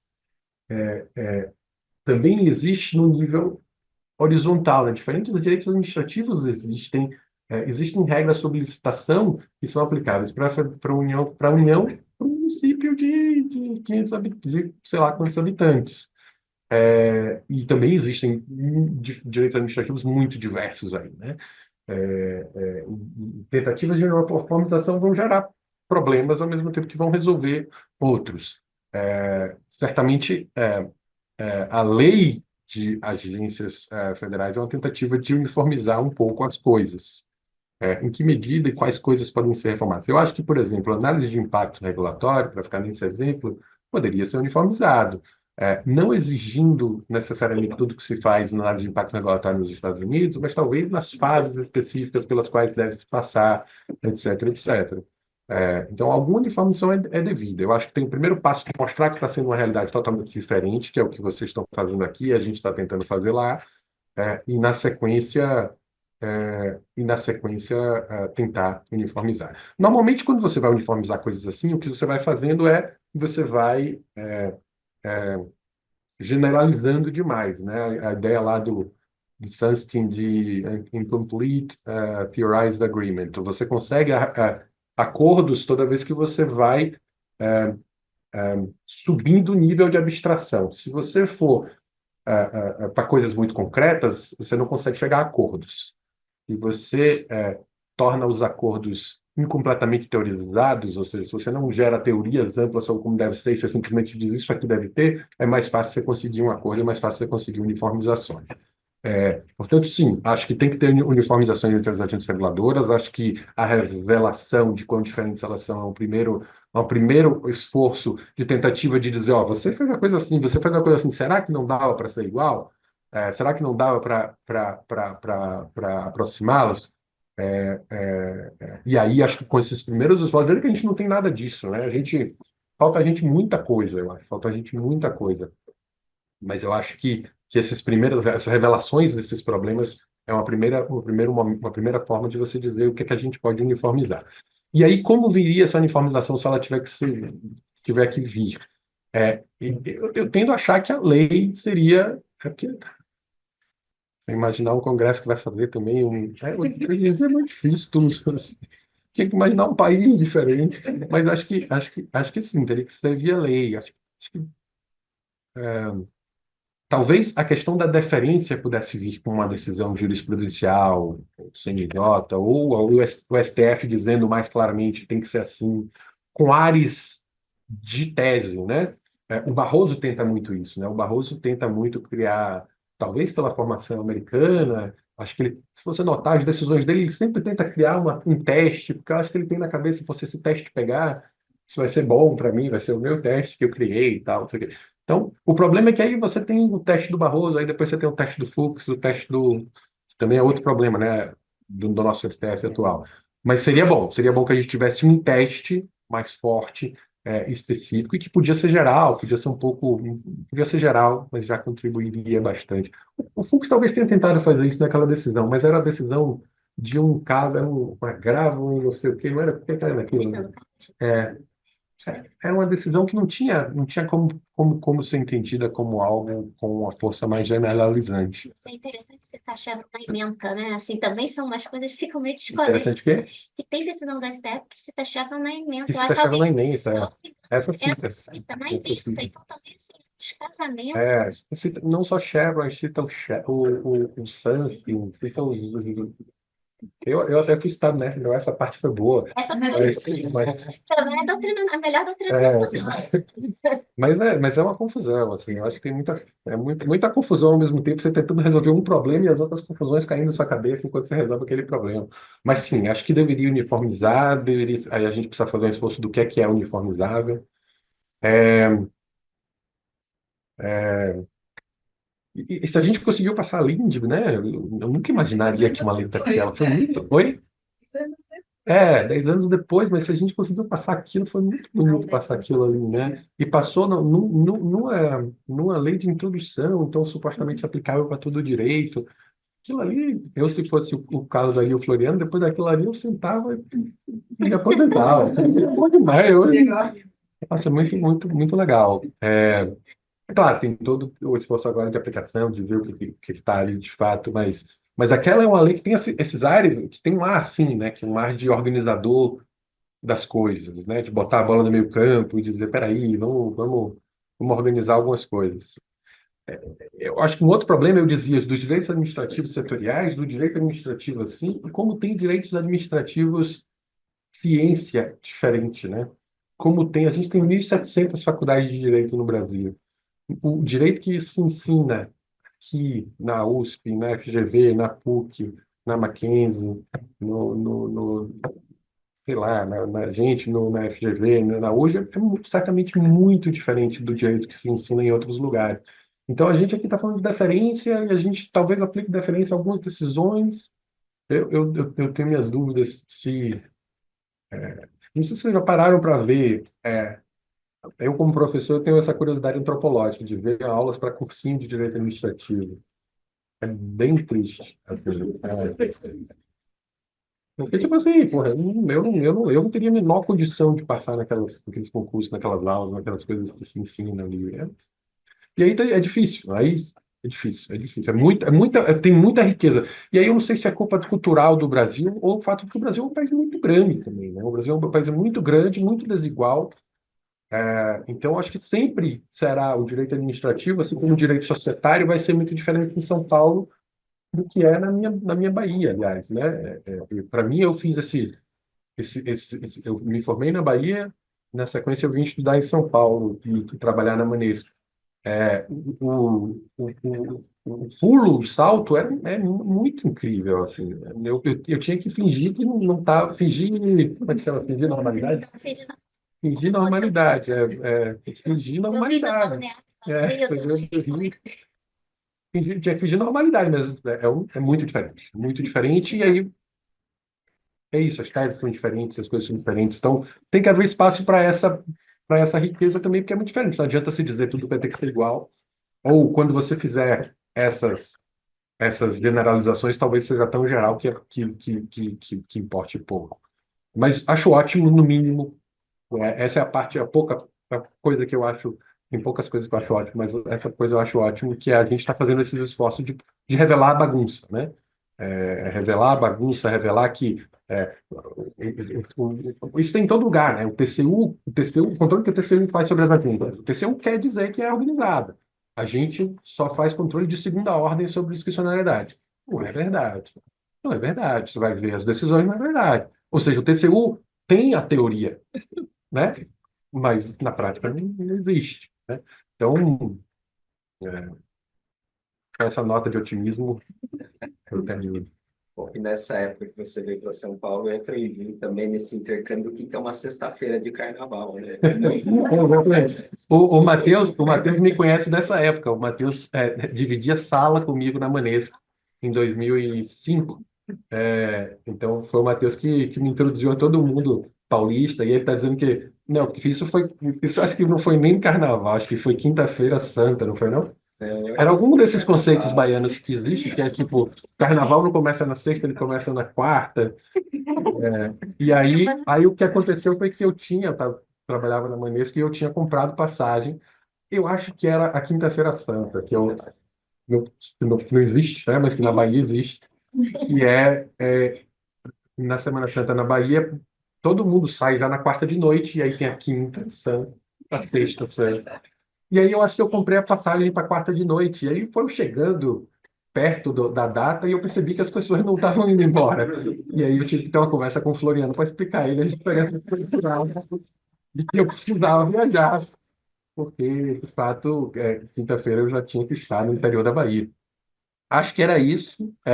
Mas o Matheus também me ensinou outras coisas, né? Naquela época, o Matheus todo dia comia massa com churrasco, uma picanha e um. Então, hoje é um rapaz sofisticado, certamente só come sushi, mas naquela época era massa com churrasco. A idade não permite mais. A idade não permite mais. Lasanha com batata frita. Lasanha com batata frita, misturado.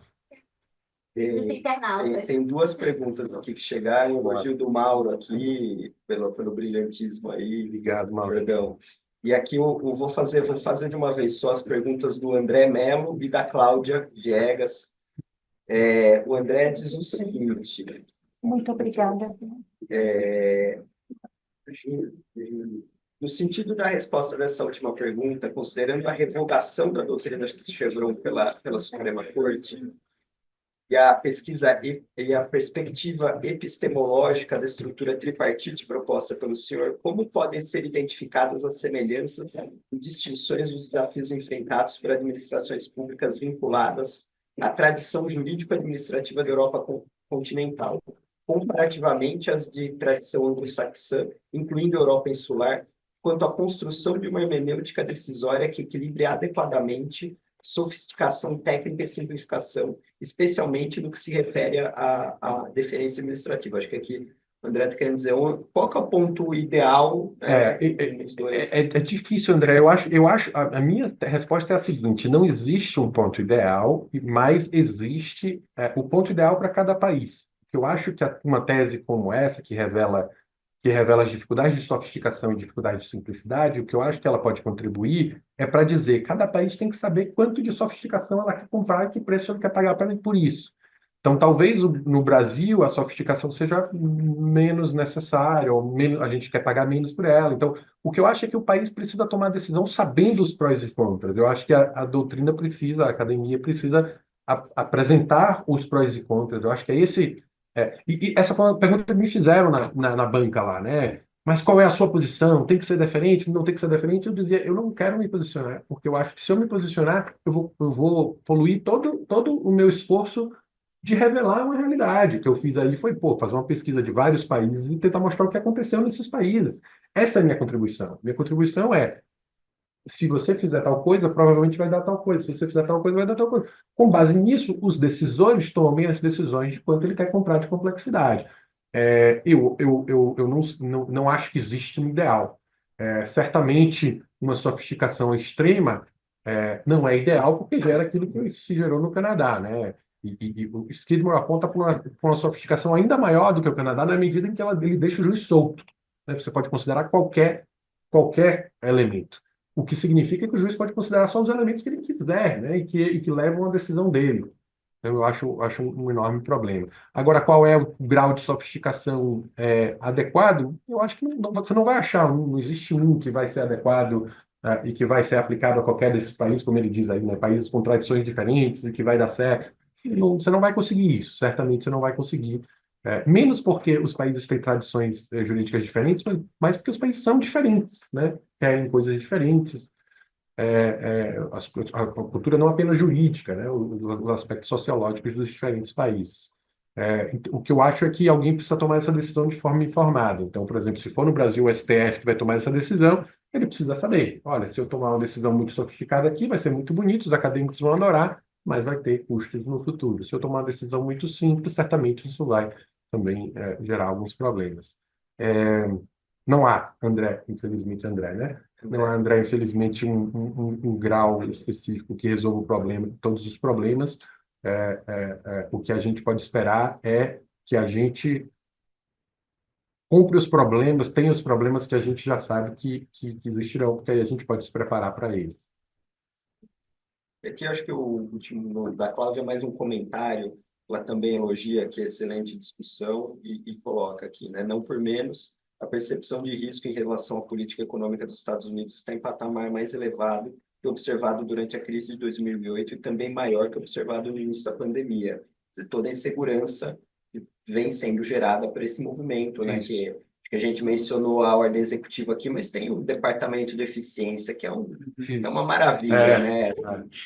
Não, eu acho que vai ser uma maravilha para quem estuda direito administrativo, porque vai haver de coisas que a gente nunca pensou que pudessem ser feitas e que, né? Aliás, isso está desde 2010, 2008, o mundo está indo para um lado que a gente nunca imaginou que essas coisas fossem acontecer. Então é uma maravilha para quem estuda, não para quem sente os efeitos do mundo, né?